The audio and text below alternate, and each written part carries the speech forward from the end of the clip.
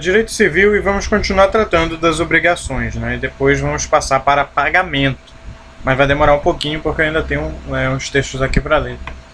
Obrigação complexa ou composta. Havendo pluralidade de prestação, a obrigação é complexa ou composta se desdobra então nas seguintes modalidades: obrigações cumulativas, alternativas e facultativas. Cumulativa. Na modalidade especial de obrigação composta, denominada cumulativa ou conjuntiva, há uma pluralidade de prestações e todas devem ser solvidas, sem exclusão de qualquer delas, sob pena de se haver por não cumprida. Como, por exemplo, a obrigação de entregar um veículo e um animal, ou seja, os dois cumulativamente. Efetiva-se o seu cumprimento somente pela prestação de todos eles. Alternativa. Tem por conteúdo duas ou mais prestações, das quais uma somente será escolhida para pagamento ao credor e liberação do devedor. Tal modalidade de obrigação exaure-se com uma simples prestação de um dos objetos que a compõem. Por convenção das partes, somente uma delas há de ser cumprida, mediante escolha do credor ou do devedor. Trata-se da obrigação única com prestações várias, realizando-se pela escolha, com força retroativa, a concentração numa delas e a consequente exigibilidade, como se fosse simples desde a sua constituição.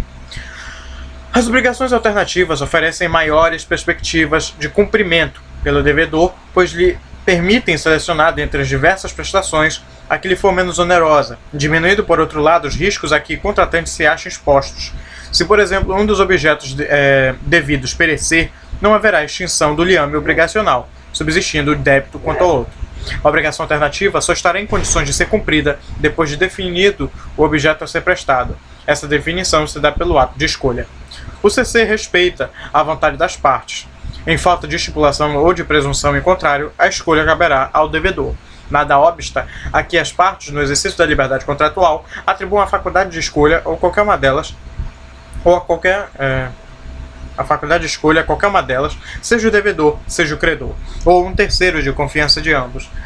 O direito de opção transmite-se a herdeiros que pertença ao devedor, quer pertença ao devedor, quer ao credor.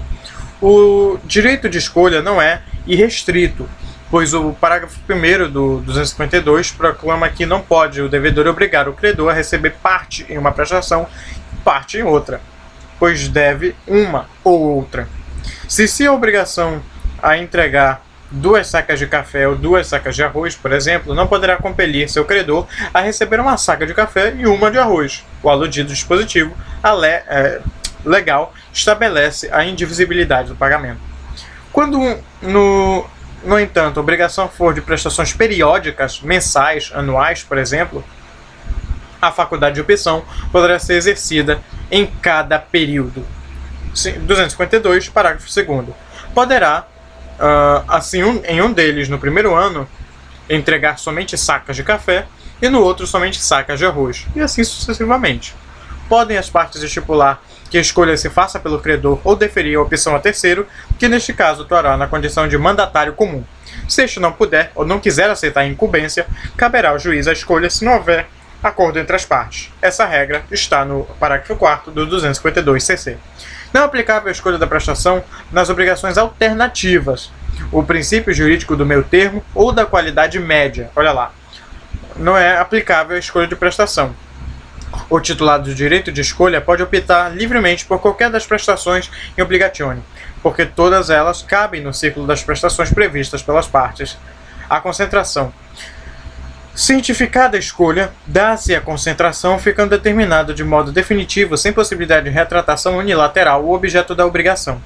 As prestações reduzem-se a uma só e a obrigação torna-se simples. Só será devido ao objeto escolhido como se fosse ele o único, desde o nascimento da obrigação. A concentração retroage ao momento da formação do vínculo obrigacional, porque todas as prestações alternativas se achavam já em obligatione, ou seja, na obrigação. Não se exige forma especial para a comunicação, basta a declaração unilateral da vontade, sem necessidade de aceitação.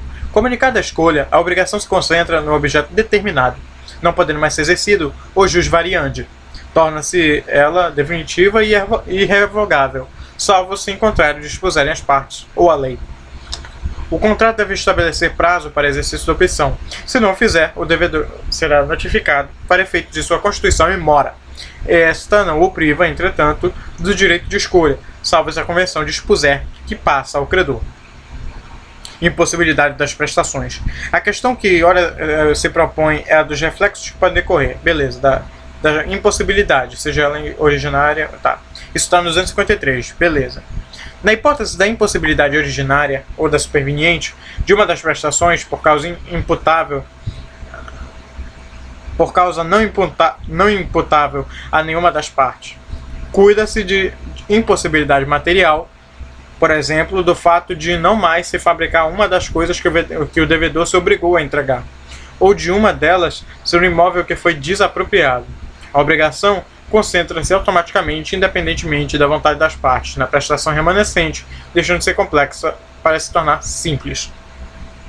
Se a impossibilidade é jurídica por ilícito um dos objetos, praticar um crime, toda a obrigação fica contaminada de nulidade, sendo inexigíveis ambas as prestações. Se uma delas, desde o momento da celebração da avença, não puder ser cumprida em razão de impossibilidade física, será alternativa apenas na aparência, constituindo, na verdade, uma obrigação simples. Se a impossibilidade for todas as prestações sem culpa do devedor, extinguir-se-á a obrigação, por falta de objeto, sem ônus para isso. 256. Se houver culpa do devedor, cabendo-lhe a escolha, ficará obrigado a pagar o valor que por último se impossibilitou, mais as perdas e danos que o caso determinar. 254. Isso porque, com o perecimento do primeiro objeto, concentrou-se o débito no que por último pereceu. Mas se a escolha couber ao credor, pode exigir o valor de qualquer das prestações, e não somente do que por último pereceu, pois a escolha é sua, além das perdas e danos. Se somente uma das prestações se tornar impossível, por culpa do devedor, cabendo ao credor a escolha, terá esse direito de exigir ou a prestação subsistente ou o valor da outra, com perdas e danos. 255. O credor não é obrigado a ficar com o objeto remanescente, pois a escolha era sua. Pode dizer que pretendia escolher justamente o que pereceu, optando por exigir seu valor, mais as perdas e danos. No exemplo supra, pode alegar, por exemplo, que não tem onde guardar o animal. Se este for remanescente, exigiu o valor do veículo e pereceu, mais perdas e danos. Isso você encontra no site Direito a Saber Direito, mas está lido aqui, então decida-se.